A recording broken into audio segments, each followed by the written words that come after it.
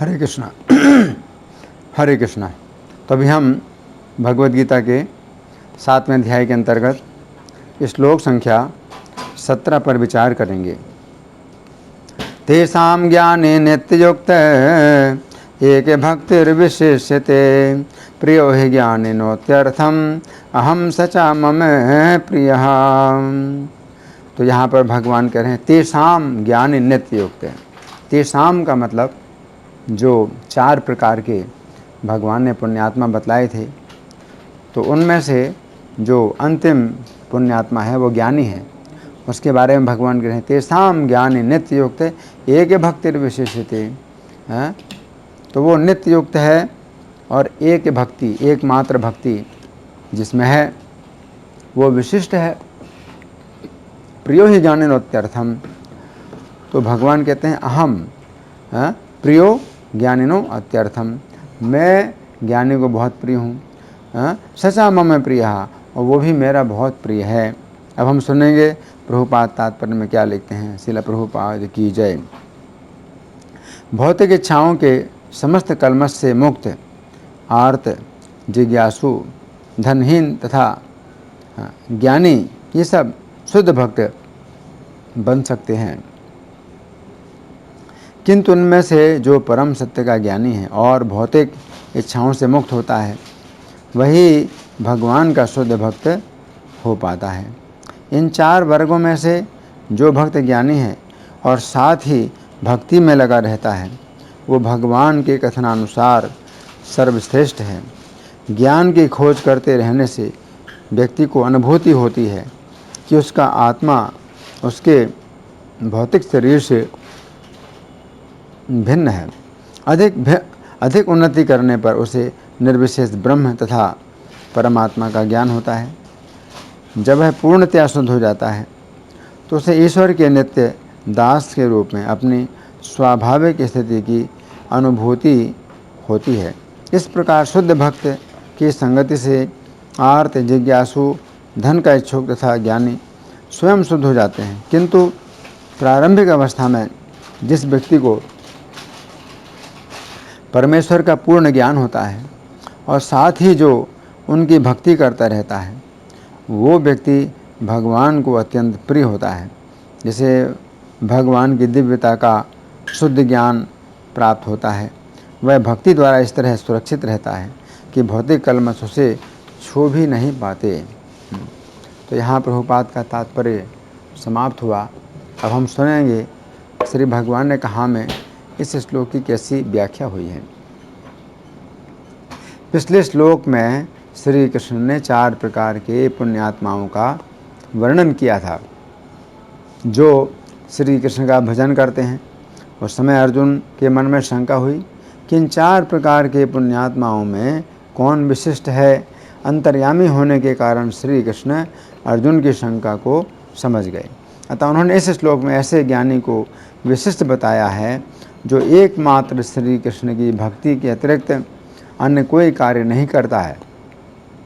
इस श्लोक में श्री कृष्ण की 3 अत्यंत महत्वपूर्ण शिक्षाएं हैं जिनकी हम क्रम पूर्वक चर्चा करेंगे। तो पहली शिक्षा है कि उनमें से नित्य मुक्त, नित्य युक्त और एक भक्ति के कारण ज्ञानी विशिष्ट है। इस श्लोक की प्रथम पंक्ति के शब्द हैं तेषां ज्ञानी नित्य युक्तः एक भक्ति ही विशिष्यते। अर्थात उन 4 प्रकार के पुण्यात्माओं में से जो ज्ञानी नित्य युक्त तथा एकमात्र भक्ति वाला है वह विशिष्ट है। पिछले श्लोक में हमने चर्चा की थी कि आर्त, जिज्ञासु, अर्थार्थी तथा ज्ञानी इन 4 प्रकार के पुण्यात्माओं में से कोई भी शुद्ध भक्त नहीं है। परंतु यदि ज्ञानी के अलग अलग धरातल माने जाएं तो हम कह सकते हैं कि जो ज्ञानी ज्ञान के सर्वोच्च धरातल पर है वो ज्ञानी शुद्ध भक्त है तथा उसी ज्ञानी के लिए श्री कृष्ण यहाँ पर विशिष्ट शब्द का प्रयोग कर रहे हैं। हमने चर्चा की थी कि ज्ञानी भक्ति के चौथे धरातल पर होता है जो अनर्थ निवृत्ति का धरातल है। यदि हम इसे ज्ञान का पहला धरातल माने तो आगे के भी धरातलों पर विचार करेंगे। जो व्यक्ति ज्ञान में कुछ अधिक आगे बढ़ता है वह अनर्थ निवृत्ति के बाद निष्ठा के धरातल पर आता है। इस धरातल पर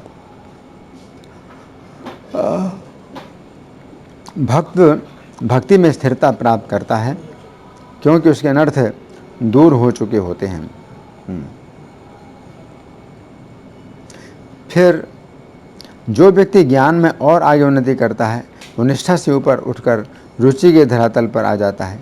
इस धरातल पर वो भक्ति की विधि का पालन करते हुए रुचि विकसित कर लेता है। इसका अर्थ है कि उसे लगातार श्री कृष्ण के श्रवण तथा कीर्तन करने में अरुचि नहीं होती है। फिर जो व्यक्ति ज्ञान में और अधिक उन्नति करता है वो आसक्ति के धरातल पर आ जाता है। इसका अर्थ है कि वो श्री कृष्ण के विषय में श्रवण कीर्तन के प्रति अपनी ऐसी आसक्ति विकसित कर लेता है कि वह श्रवण कीर्तन को कभी भी नहीं छोड़ना चाहता है। फिर जो व्यक्ति ज्ञान में और अधिक आगे बढ़ता है वो श्री कृष्ण के प्रति ऐसी भावना विकसित कर लेता है कि वो अपने समय को व्यर्थ नहीं करना चाहता है। अतः वह सदैव श्री कृष्ण की सेवा में कुछ न कुछ कार्य करता ही रहता है। या तो वो श्री कृष्ण के नामों का जप करता है अथवा श्री कृष्ण के गुणों का स्मरण करता है।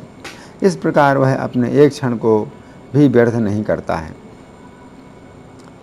फिर जो व्यक्ति ज्ञान में सर्वोच्च उन्नति कर लेता है वो श्री कृष्ण के प्रति ऐसा प्रेम विकसित कर लेता है कि वह श्री कृष्ण के प्रसन्न मुख का प्रत्यक्ष दर्शन करता है तथा श्री कृष्ण के साथ बातें भी करता है। तो यहाँ पर श्री कृष्ण ऐसे ज्ञानी की विशेषता बता रहे हैं कि वह नित्य युक्त होता है। गुरुवष्टकम के तीसरे श्लोक में कहा गया है कि श्री गुरुदेव श्री कृष्ण के अर्चा विग्रह की पूजा तथा श्रृंगार के कार्यों में नित्य युक्त रहते हैं तथा वे अन्य भक्तों को भी इस कार्य में नियुक्त करते हैं। ऐसे श्री गुरुदेव के चरण कमलों की मैं वंदना करता हूँ। तो यहाँ पर श्री कृष्ण ऐसे ज्ञानी की दूसरी विशेषता बतला रहे हैं कि उसकी संपूर्ण संपत्ति श्री कृष्ण की भक्ति ही होती है। श्री कृष्ण की भक्ति के अतिरिक्त वो किसी भी वस्तु को महत्व नहीं देता है। श्री कृष्ण की सेवा को छोड़कर वह ज्ञानी मुक्ति नहीं चाहता है। श्री प्रबोधानंद सरस्वती ने कहा है, कैवल्यम नरकायते, अर्थात श्री कृष्ण के साथ एक आकार होने की कामना मायावादी करते हैं, परंतु श्री कृष्ण के ज्ञान में जो बहुत अधिक आगे है वो भक्त ऐसी मुक्ति को नरक के समान समझता है। इस श्लोक के तात्पर्य में श्रील प्रभुपाद लिखते हैं, जब वह पूर्णतया शुद्ध हो जाता है तो उसे श्री कृष्ण के नित्य दास के रूप में अपनी स्वाभाविक स्थिति की अनुभूति होती है, जिससे श्री कृष्ण की दिव्यता का शुद्ध ज्ञान प्राप्त होता है। वो भक्ति द्वारा इस तरह सुरक्षित रहता है कि भौतिक कलमश उसे छू भी नहीं पाते। इति ऐसा ज्ञानी श्री कृष्ण की भक्ति को छोड़कर ब्रह्म पद नहीं पाना चाहता है, क्योंकि ब्रह्म पद स्वप्न के समान मिथ्या तथा क्षणभंगुर है। ऐसा ज्ञानी इंद्रत्व, अमरत्व, सिद्धि योग भी नहीं पाना चाहता है। श्री हरि के सालोक्य, सार्ष्टि, सामीप्य और सायुज्य को तथा निर्वाण मोक्ष को भी ऐसा ज्ञानी लेना नहीं चाहता है। वह चाहता है कि उसे सोते जागते हर समय श्री कृष्ण की अविचल भक्ति तथा उनकी परम दुर्लभ सेवा प्राप्त हो। ऐसा ज्ञानी श्री कृष्ण की सेवा के सुख से ही संतुष्ट रहता है और यही उसके लिए श्रेष्ठ वरदान है। अब दूसरी शिक्षा है, भगवान कहते हैं, मैं ऐसे ज्ञानी को अतिशय प्रिय हूँ। इस श्लोक में आगे के शब्द हैं, प्रिया ही ज्ञानिनः अत्यर्थम अहम, अर्थात ऐसे ज्ञानी को मैं अतिशय प्रिय हूँ। इसका अर्थ है कि ऐसा ज्ञानी इस प्रकार सोचता है, मैं श्री कृष्ण का सेवक हूँ। मेरे स्वामी श्री कृष्ण सौंदर्य के, माधुर्य के तथा गुणों के समुद्र हैं। मेरा कार्य यही है कि मैं श्री कृष्ण तथा उनके सहयोगियों की सेवा करूं। इति यह प्रेम मुक्ति से बहुत ऊपर है तथा मनुष्य जीवन का सर्वोच्च लक्ष्य है। तो यहाँ पर श्री कृष्ण कह रहे हैं कि वे ज्ञानी को अतिशय प्रिय हैं। इसका अर्थ यह भी है कि ऐसा ज्ञानी व्यक्ति श्री कृष्ण से प्रेम करता है भक्ति रसामृत सिंधु नामक ग्रंथ में प्रेम के कुछ लक्षण इस प्रकार बताए गए हैं।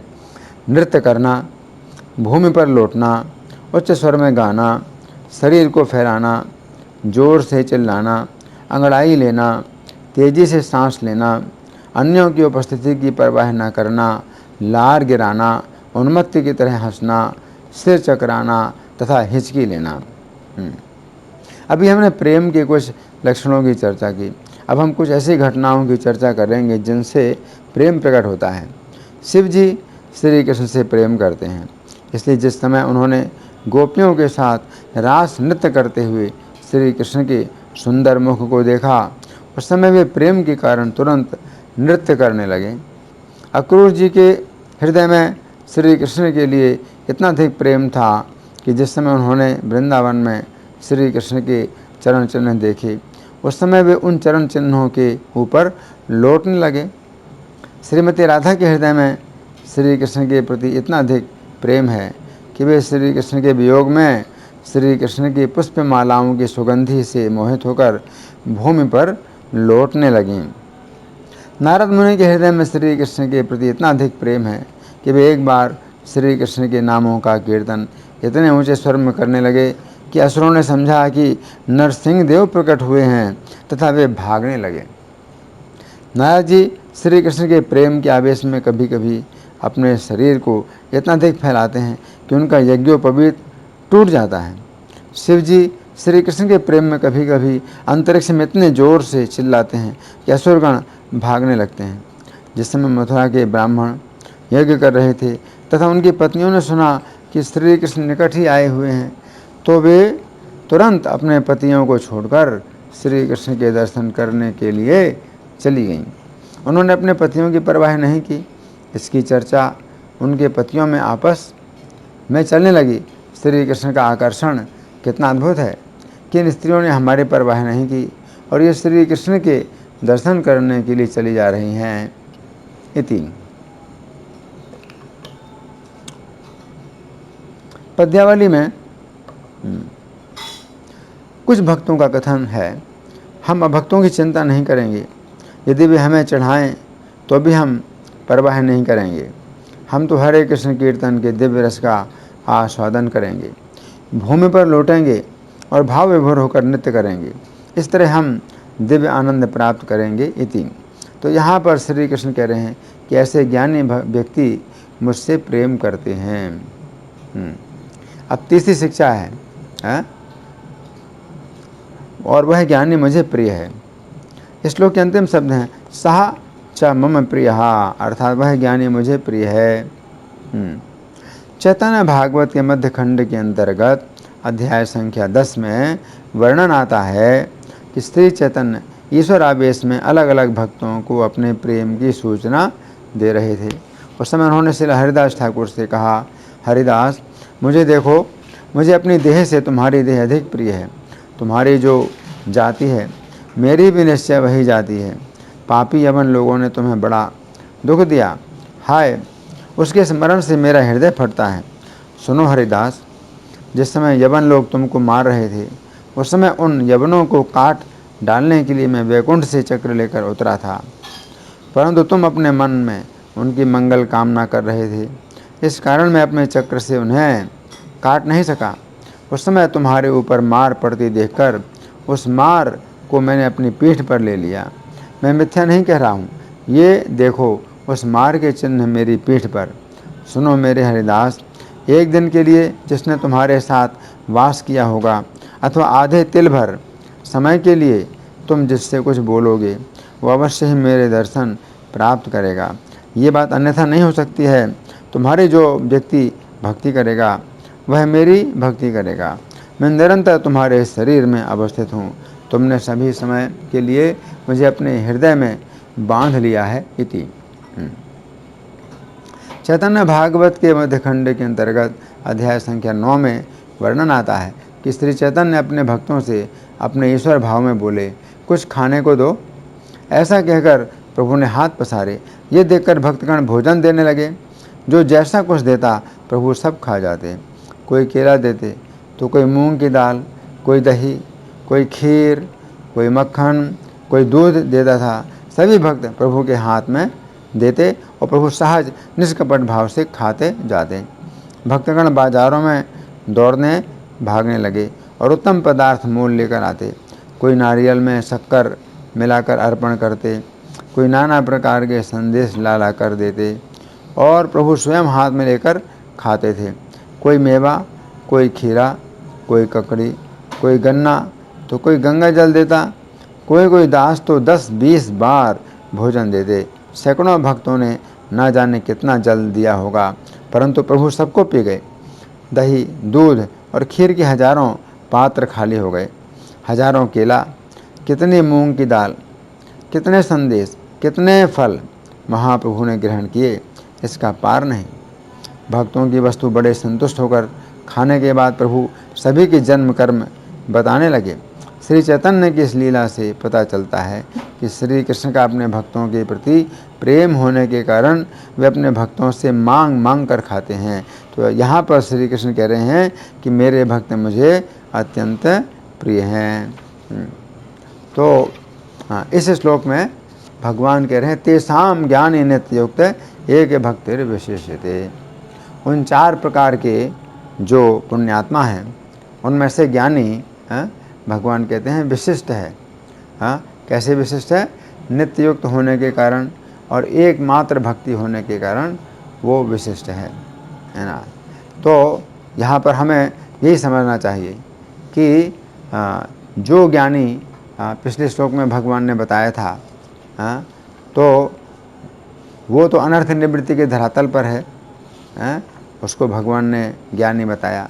लेकिन इससे भी ऊपर के जो धरातल हैं, अनर्थ निवृत्ति से भी ऊपर के धरातल हैं, तो उनमें जो सबसे ऊंचा धरातल है प्रेम का, तो यहाँ पर भगवान उसकी बात कर रहे हैं जो कि प्रेम के धरातल पर है। उसके लिए भगवान कहते हैं तेषाम ज्ञानी नित्य युक्त एक भक्तिर विशेषते।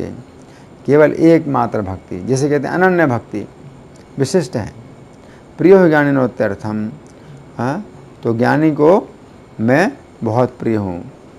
प्रियो ज्ञानिनो अत्यर्थम अहम सह च मम प्रियः, और वह भी मेरा प्रिय है।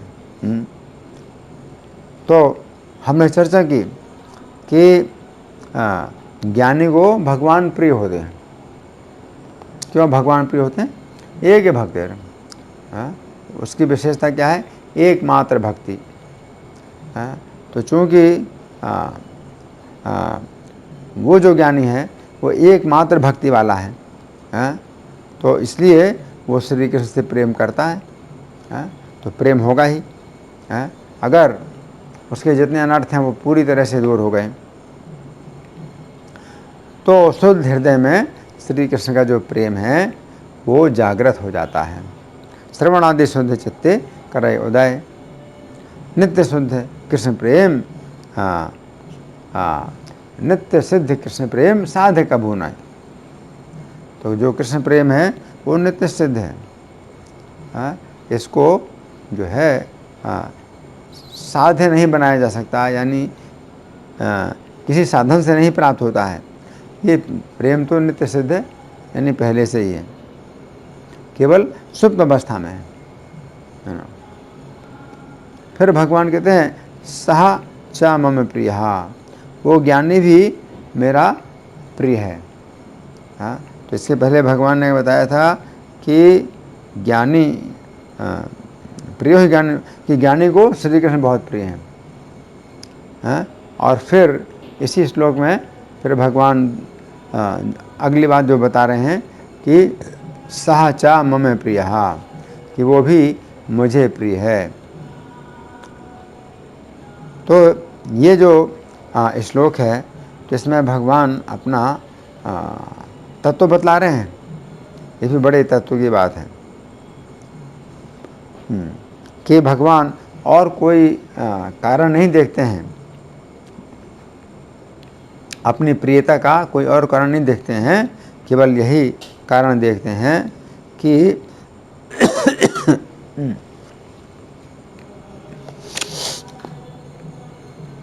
केवल यही कारण देखते हैं कि वो भक्त है, हैं।